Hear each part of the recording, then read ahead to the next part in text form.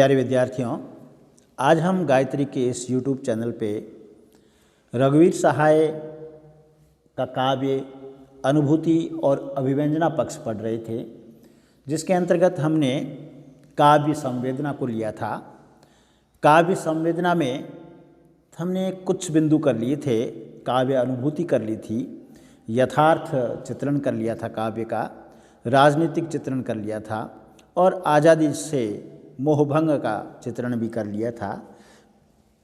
आज जो हैं हम इसी बिंदुओं को आगे बढ़ाएंगे, यानी शेष जो बिंदु रहे हैं उनमें से सामाजिक प्रतिबद्धता है, अन्याय का विरोध है, नारी के प्रति रघुवीर सहाय का दृष्टिकोण है और प्रकृति चित्रण, प्रेम चित्रण और रघुवीर सहाय समाज में किस प्रकार का बदलाव चाहते थे और बदलाव की आकांक्षा, इन सब को हम छूते हुए इस टॉपिक को पूरा करेंगे। तो हम सबसे पहले लेते हैं सामाजिक प्रतिबद्धता। समाज के प्रति रघुवीर सहाय अपने आप को कितना प्रतिबद्ध मानते थे उसके बारे में। रघुवीर सहाय रचनाकार के रूप में एक प्रसिद्ध सामाजिक चिंतक हैं। वे किसी प्रकार के सामाजिक संगठन से नहीं जुड़े, वो किसी प्रकार के सामाजिक संगठन से नहीं जुड़े थे। उनका सामाजिक चिंतन एक प्रगतिशील कवि का चिंतन है। कैसा है? प्रगतिशील कवि का चिंतन है, उनकी सामाजिक प्रतिबद्धता का प्रमाण है। उनके वक्तव्यों और काव्य व्यवहार में ये चीज़ बार बार झलकती हैं। जैसे अपन पढ़ते हैं लोक भूल गए, उनमें उन्होंने लिखा भी है कि आज वे कवि का अपनी परीक्षा के लिए समाज के सामने आना विशेष रूप से तब जबकि उसे समाज में अपने अस्तित्व को अर्थात समाज से रिश्ते को समझने में हो रहा हो, उसे अहम के रचना विरोधी खतरे से बचाएगा। तो ये उन्होंने ऐसा कहा है और सहाय अपने समय के प्रगतिशील कवियों से भी असंतुष्ट हैं। सहाय निरंतर कविता के सामाजिक धरातल की तलाश करते रहते हैं। उन्हें हमेशा इस बात का एहसास है कि वे जो लिख रहे हैं, जो वह काव्य रूप में लिख रहे हैं, वो समाज के लिए हैं। व्यक्ति विशेष को भी यदि रचना में लिया तो समाज हित को ध्यान में रख करके ही लिया गया है। उन्होंने सामाजिक चेतना की कविताओं द्वारा कविता की सामाजिक जमीन को पुख्ता किया है। वे समाज के प्रति एक प्रतिबद्ध रचनाकार हैं। ये तो उनका समाज के प्रति प्रतिबद्धता का रूप था।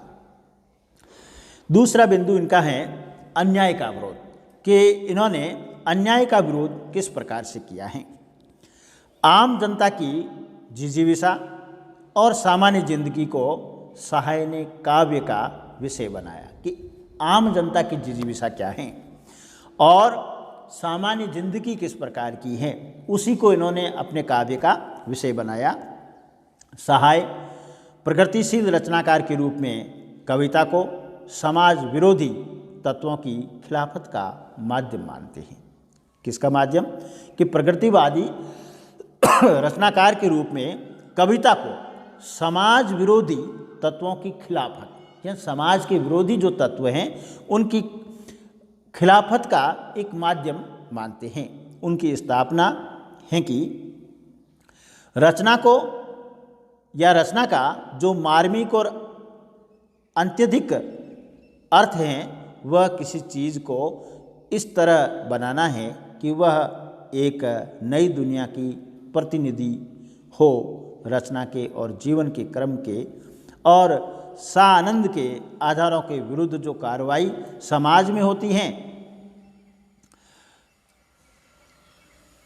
उसका विरोध करने के लिए ही लिखी जाती हो। यानी समाज के विरोधी जो तत्व हैं उनके विरोध में लिखना ही कवि का प्रमुख धर्म माना है, कर्म माना है। उनका मानना है सहाय जी का कि कविता हमें अन्याय के प्रतिरोध के लिए साहस देती है, कि अन्याय के विरुद्ध लड़ने का हमें एक साहस देती है, हौसला देती है। इसलिए वे कहते हैं अत्याचारी के चेहरे गढ़ो अत्याचार के नहीं। किसके चेहरे गढ़ने हैं? अत्याचारी के, अत्याचार के नहीं। यानी अत्याचारी की पहचान करना जरूरी है ताकि उसे समाप्त किया जा सके। अत्याचारी का चित्र उतार कर करुणा उपजना प्रासंगिक हैं। वे कविता द्वारा मनोरंजन या वाह वाह वाली परंपरा के हिमायती नहीं है।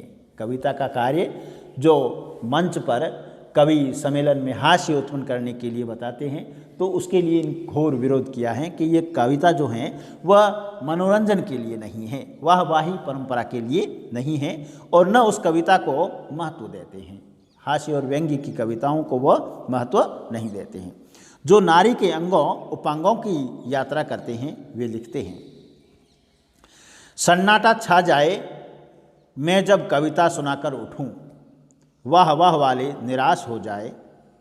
तो इस प्रकार की वह अपने कविता को बनाना चाहते हैं कि वहाँ पर जब मैं कविता का पाठ करके उठूं तो सन्नाटा छा जाए, यानी लोग जो है चिंतन करने लग जाए, मनन करने लग जाए, न कि वहाँ पर वाहवाही और तालियां बजाए।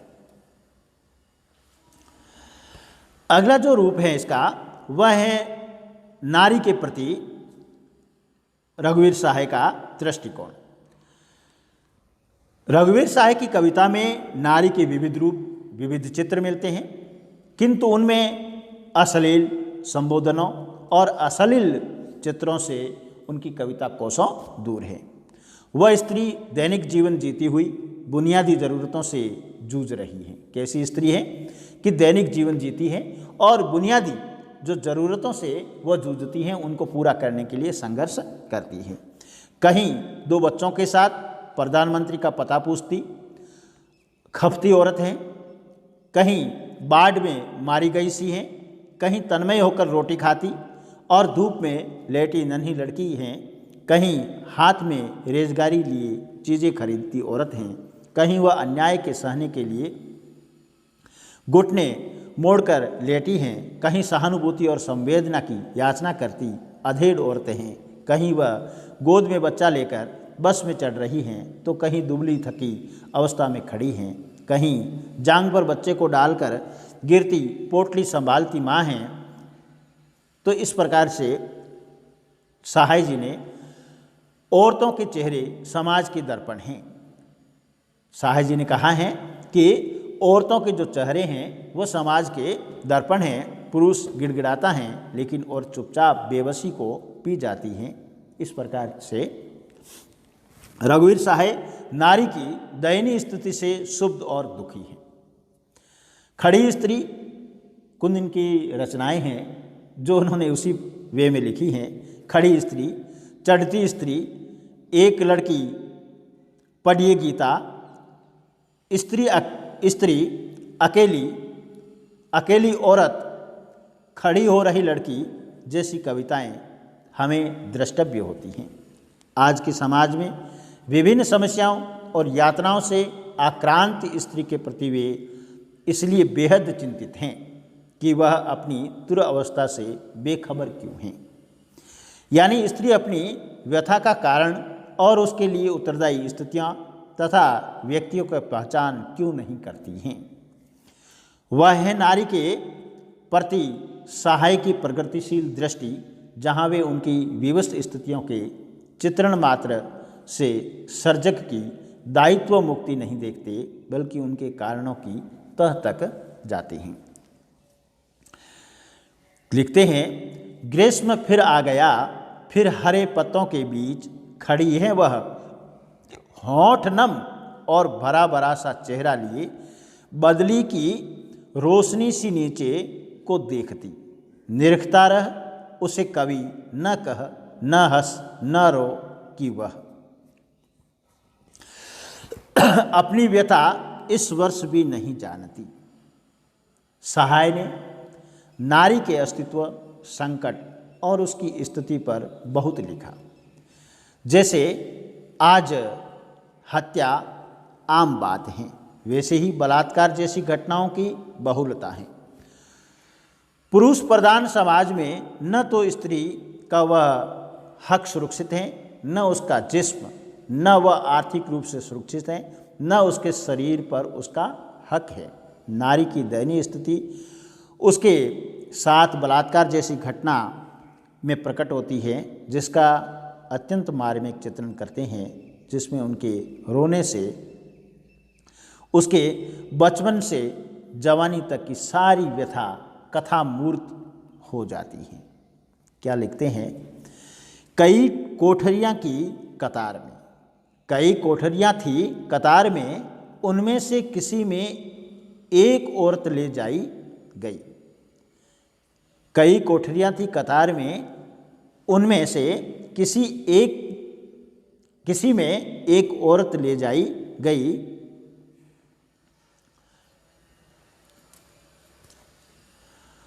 थोड़ी देर बाद उसका रोना सुनाई दिया। थोड़ी देर बाद उसका रोना सुनाई दिया। उसी रोने में हमें जानती थी एक पूरी कथा। उसी रोने से हमें जाननी थी पूरी एक कथा, उसके बचपन से जवानी तक की कथा।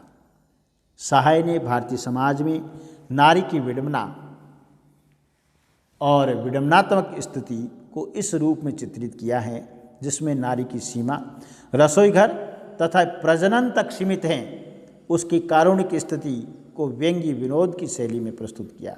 पढ़िए गीता, बनिए सीता, फिर उन सब में लगा पलिता, किसी मूर्ख की हो परिणीता, निज घर बार बसाइए। ये था इनका नारी चित्रण। इसके बाद में इनके काव्य में प्रकृति चित्रण भी हुआ है। प्रकृति प्रेम और सौंदर्य का ऐसा स्रोत है जिसमें हर रचनाकार प्रभावित होता है। प्रकृति के प्रति दृष्टिकोण हर युग में बदलता रहा है। आधुनिक हिंदी कविता में छायावाद में प्रकृति के प्रति एक काल्पनिक और रोमांटिक दृष्टिकोण अपनाया गया तथा प्रकृति कवियों के पलायन का आश्रय स्थल तक बन गई। नई कविता प्रकृति के प्रति भिन्न दृष्टिकोण लेकर हमारे सामने आई। परिवर्तित यथार्थ ने मानव और प्रकृति के बीच संबंधों में भी परिवर्तन ला दिया। रामस्वरूप चतुर्वेदी के अनुसार नई कविता का प्रकृति के प्रति दृष्टिकोण तटस्थ रागात्मकता का है, जिसके अनुसार मानवीय जीवन क्रम में प्रकृति का अनिवार्य महत्व है, तो पर स्वयं मनुष्य के बराबर नहीं। रघुवीर सहाय का प्रकृति के प्रति दृष्टिकोण रोमांटिक न होकर यथार्थपरक है। उन्होंने प्रकृति पर ढेर सारी कविताएं लिखी है, किंतु उनमें अविश्वसनीयता और कल्पना का अभाव है। उन्हें कहीं भी अलंकरण नहीं, बल्कि प्रकृति मानव जीवन की समस्याओं के बीच प्रस्तुत है और मानव के साथ तटस्थ आत्मीयता दिखाई है। बसंत आया, बसंत की हवाएं, पानी, दौर, स्वीकार, चांद की आदतें आदि प्रकृति पर कविताएं हैं। यहाँ हम एक उदाहरण देखते हैं। क्या लिखते हैं? ऊंचे तरुवर से गिरे बड़े बड़े पियराए पत्ते, कोई 6 बजे सुबह जैसे गर्म पानी से नहाए हो। पीली हुई हवा आई, फिरकी सी आई चली गई, ऐसे फुटपाथ पर चलते चलते कल मैंने जाना कि बसंत आया। प्रकृति में आए परिवर्तन को देख कवि बसंत आगमन का एहसास करता है। कवि बसंत को देख भाव विभोर या आत्म विगलित नहीं होता, अपितु उनके आगमन को सामान्य मानकर तटस्थता बरतता है, क्योंकि उनके लिए जीवन का यथार्थ महत्वपूर्ण है।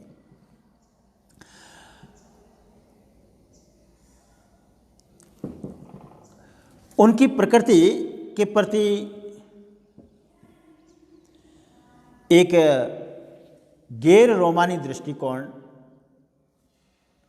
लिए हुए नज़रिया हमारे सामने आता है। बदलते हुए परिवेश में बदलते हुए सौंदर्यबोध का उन्होंने चित्रण किया है। आज विश्व की संस्कृति अपने ऊंचे मूल्यों को छू रही है। वह यह अन्याय, फरेब और असत्य को पोषित करने वाली संस्कृति है। अब ये कह रहे हैं कि ऊंचे मूल्यों को छू रही है, लेकिन संस्कृति हमारी कैसी है? अन्याय की हैं, फरेब की हैं, असत्य को पोषित करने वाली हैं। कवि विज्ञान के विध्वंस चरित्र पर भी टिप्पणी करता है और कहता है, समाजवादी देश प्रकृति की रक्षा करना चाहता है, साम्राज्यवादी देश उसका ध्वस्त करता है। इसमें दो शासन व्यवस्था के चिंतन का अंतर है। साहे विज्ञान के आतंककारी चरित्र से आतंकित हैं। वे प्रकृति की रक्षा करना चाहते हैं, जिसमें उनका प्रकृति प्रेम प्रकट होता है। क्या कहते हैं? प्रकृति कठोर है, आदमी हिंसक हैं, यही है यूरोप का रहस्य। सभ्यता में जो गरगोश्त ही गोश्त हैं और छुरी कांटों में नम्रता है। ये था उनका प्रकृति चित्रण। अब देखिए इनकी काव्य में प्रेम का चित्रण। रघुवीर साहे प्रेम को मध्यवर्गीय विकृत मानसिकता से ऊपर उठाते हैं। उनके प्रेम में प्रिय पात्र के प्रति उलाहना या शिकायत का भाव नहीं, जैसा कि प्रेम में प्राय होता है।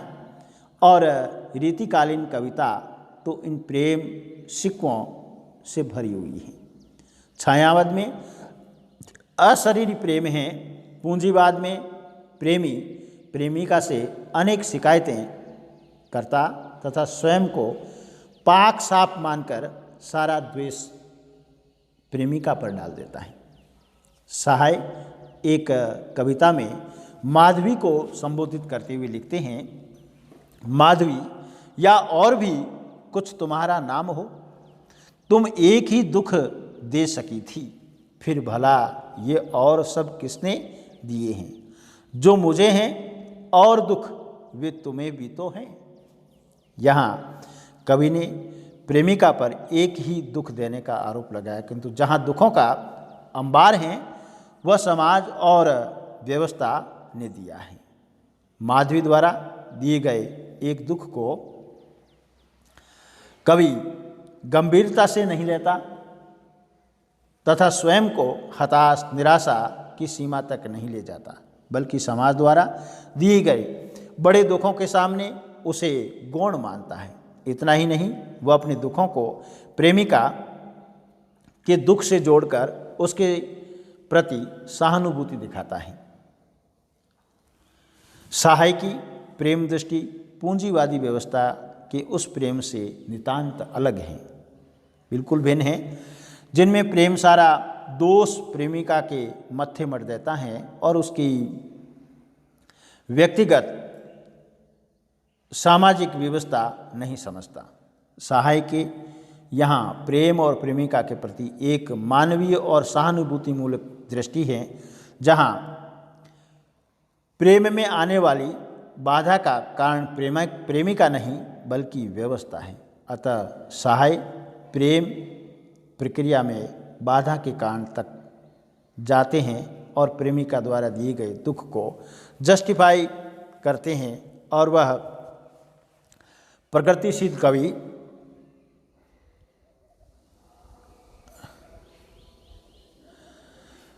का प्रेम है, जहाँ अश्रु विगलित भावुकता और वासना का अभाव है तथा प्रेमिका के प्रति एक सहानुभूति और समान अनुभूति मूलक सोच है।